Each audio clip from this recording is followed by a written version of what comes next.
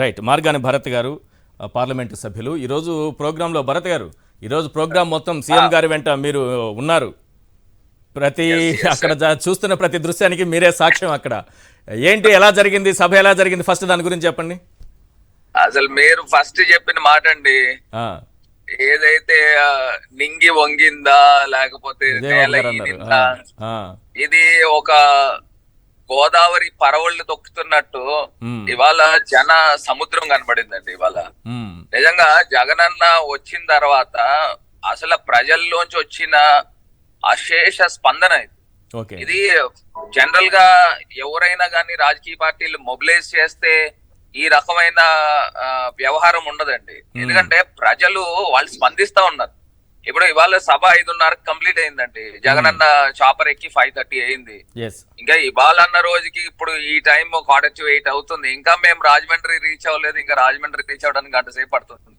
Traffic లో almost 1.5 hour మేము ఉండిపోయామని అంటే ఎంత మంది ప్రజలు అశేషంగా వచ్చారనేది మనకు కనబడతా ఉంది. ఇప్పుడు నేను నా ఫోటోనే 1 గంటన్నర సేపు ఉండిపోయామని అంటే మొత్తం మీద అక్కడ ఉన్న జన సముద్రం అట్లా కనబడతా ఉందండి. ప్రజలందరూ కూడా అక్కడ స్వచ్ఛందంగా వచ్చి, నాకు తెలిసి లక్షల సంఖ్యలోనే, 1,00,000 పైమాటే, 1,50,000 పైమాటే వాళ్ళు వచ్చిన ప్రజలు చూస్తే అంత పెద్ద ఎత్తున రావడము, అక్కడి నుంచి జగనన్న మాట్లాడుతుంటే వాళ్ళ దగ్గర నుంచి వచ్చే ప్రతిస్పందన ఒక ప్రతిధ్వని లాగా ఒక మొత్తం అంతా కూడా ఆ ప్రాంగణం అంతా కూడా మారుమోగిపోతా ఉంది. ఇవాళ ఒక్కటే నేను అంశం చెప్తున్నానంటే, గత చంద్రబాబు నాయుడు గారికి ఇప్పుడు జగన్మోహన్ రెడ్డి గారికి తేడా గమనించమని ప్రజలను కోరుతా ఉన్నాం. ఇప్పుడు ఆయన జగనన్న క్లియర్ గా చెప్పాడు, 1995 దగ్గర నుంచి చంద్రబాబు నాయుడు గారు ముఖ్యమంత్రిగా ఉన్నాడు. ఎప్పుడైనా ఈ డిబిటి ఇలాగా బటన్ నొక్కితే ఖాతాల్లో పేదరికం నిర్మూలన ఎందుకు చేయలేకపోయారు? చెప్పుకోవడానికి ఏమీ లేదు ఆయనకని.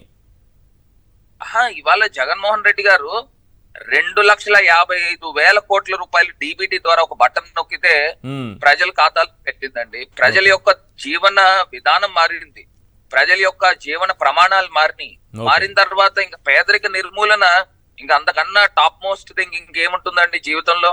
ఇప్పుడు పేదవాడి సొంతిల్లు కల్లా నెరవేరుస్తా ఉన్నారు. అవ్వా తాతలు 1,000 రూపాయలు పెన్షన్ తీసుకోవడానికి క్యారేజ్ కట్టుకుని 1వ తారీఖు వచ్చిందని అంటే 1,000 రూపాయలు పెన్షన్ తీసుకోవడానికి పాపం వాళ్ళు లైన్ లో సాయంత్రం దాకా నుంచునేవారు. ఇవాళ వాలంటీర్స్ అనే ఒక పిల్లలు వచ్చి అవ్వాతాతలకి గుడ్ మార్నింగ్ చెప్తూ ఆ 3,000 రూపాయలు చేతిలో పెడతా ఉంటే ఆ 3,000 రూపాయల గురించి వాళ్ళు నెల రోజుల నుంచి ఎదురు చూస్తా ఉంటారు. మరి దానికి మించిన ఆనందం ఇంకేముంటుందండి? ఇప్పుడు జగనన్న ఇట్లా చేశాడు.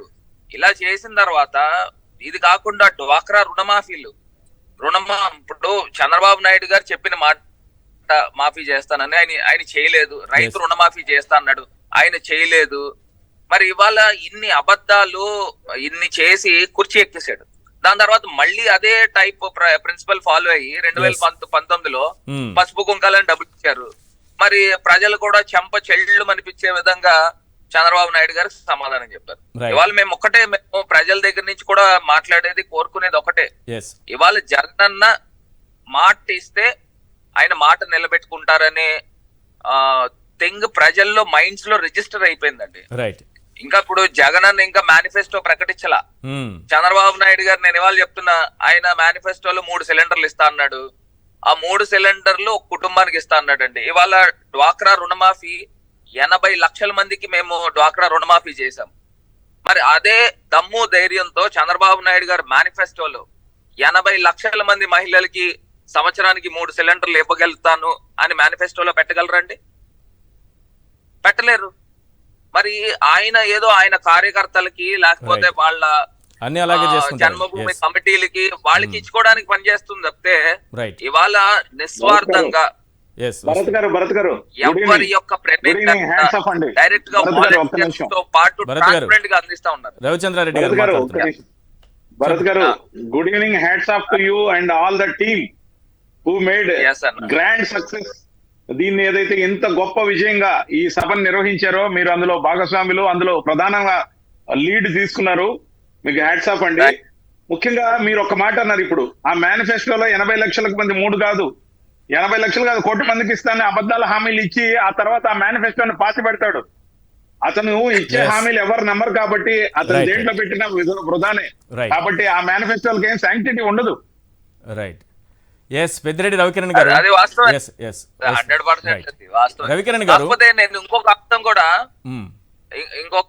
ఇంకొక అంశం కూడా బీజేపీ నాయకులు వారు ఎవరైతే ఉన్నారో వారికి కూడా నేను చెప్పేది ఒకటే చెప్తున్నాను.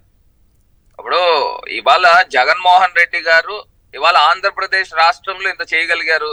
మీరు కేంద్ర ప్రభుత్వం ఇచ్చిన ఫండ్స్ అంటున్నారు, మిగతా 29 రాష్ట్రాల్లో ఎందుకు జరగలేదని అడుగుతా ఉన్నాం. ఇవాళ సచివాలయం వ్యవస్థ ఉందా, వాలంటీర్ వ్యవస్థ ఉందా, ఆర్బీకే సెంటర్లు ఉన్నాయా, లేకపోతే ఏమున్నాయని అడుగుతున్నాం.